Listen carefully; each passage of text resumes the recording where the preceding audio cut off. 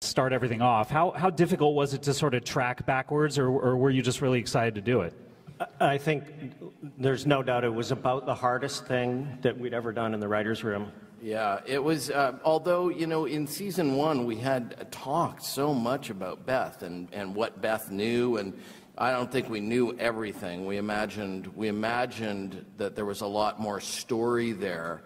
So it was definitely complicated, but it was an exciting challenge because Beth is someone that we wanted to know more intimately, and we believed that Beth had clues to the mystery that we needed. And so to go back and get those clues from the past as a way to kind of move forward was a great way to begin the season.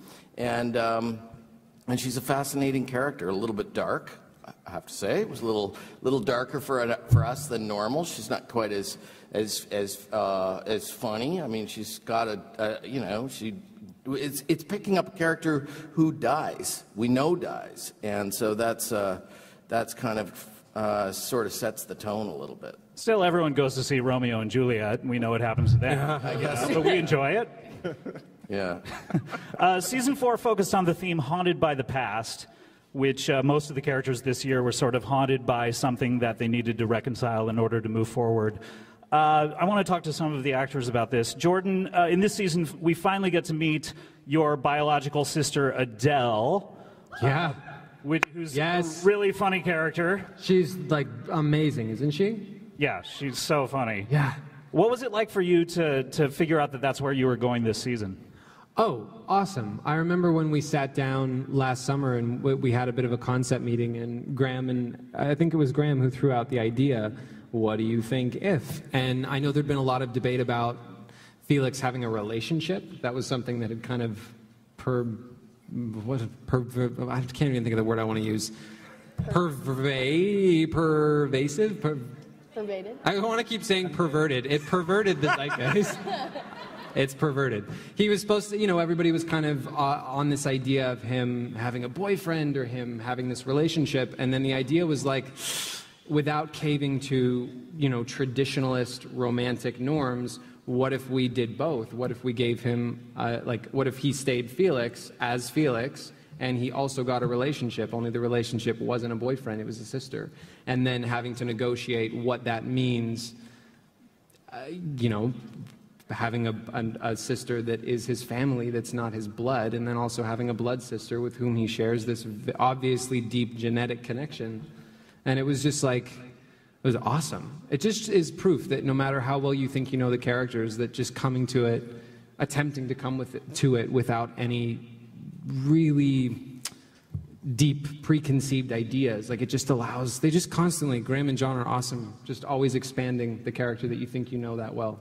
And it was cool to see you actually get to have something that you wanted instead of just kind of cleaning up a lot of the messes for all the clones. You know, you got to have something that you were actually out there searching for and something that was really meaningful to you. Oh, yeah, and shooting those scenes, too, where Sarah and Felix are at odds, kind of in the club, and then there was even a little thing in the loft, and the whole time my heart was just, like, beating so... That's really what it sounds like. It was beating so fast, because I think... I don't know, it was just scary. It was scary and really interesting and exciting to sit in that dynamic, because we had never really done that before. But it was awesome. Yeah. Because, she's a great scene partner, Tat. I love the mashed potatoes, man. Like, the mashed potato flick was just so perfect. Like, it's such a brother-sister thing to do, where you sat at the table and one of them pisses you off and you just flick a thing. Just throw and at certain points throughout we'd gotten so many incarnations of the script, and there's always issues with food in film. It's like the hardest thing to do. And you were really disappointed, or was it you who was super disappointed, John? Because you wanted potatoes we wanted an Animal House type food fight. Like, yeah, they wanted potatoes on the walls, on the ceiling. And every production meeting, the food fight would get smaller and smaller, and then we'd be having conversations like, okay, so what type of food is it? And then it's potatoes, and then it's mashed potatoes, and then it's dry mashed potatoes. It's going to be dry, and then it's going to be only one flick. Not like, you know... This is where the hours go. It causes issues with wardrobe. This is it. And, you know.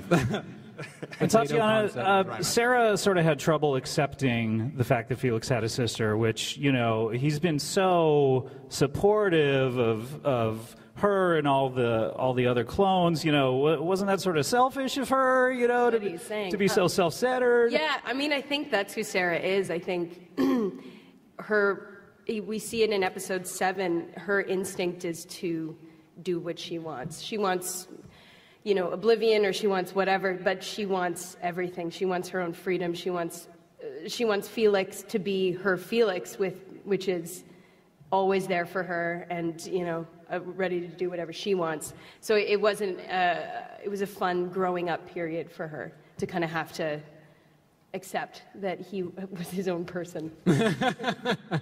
Which I think is very true of siblings, especially when they've grown up in difficult scenarios, that you really become a touchstone, a life, you know, like a life partner.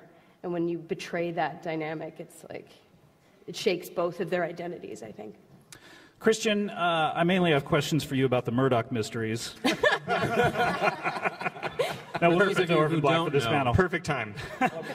You got a storyline this year, which I like to sort of call Orphan is the New Black, where you got locked up in the big house. Yep. Donnie went to prison. And is that fun? I mean, you get to do such insane storylines, I think, that the other characters don't get to play. You got to have your own jailhouse movie, basically, in the middle of the season. Pretty much, yeah. It was scary because that opening scene for, I think it was episode 8, and I'm walking through the cafeteria with all the prisoners, and they were giving me so much stink eye, and they're scary looking. The background on that day, they were very scary looking prison people, and they just were like giving me daggers the whole time.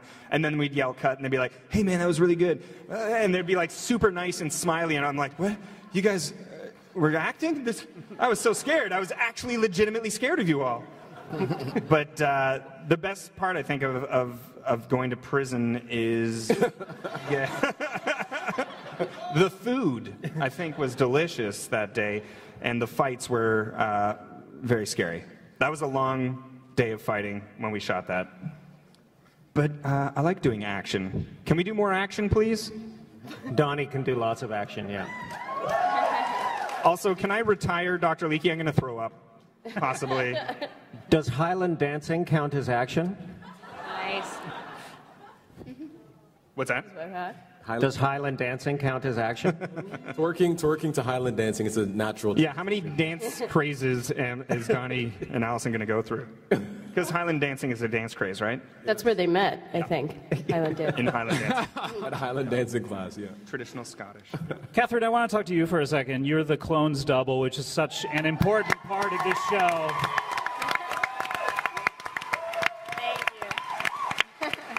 You also play Alexis. The interaction between the clones, it's getting so intricate and so complicated. What is your typical day like on a set? Do you just show up and go, I don't know what I'm going to wear, I don't know what I'm going to do, just put me in, or what do you do?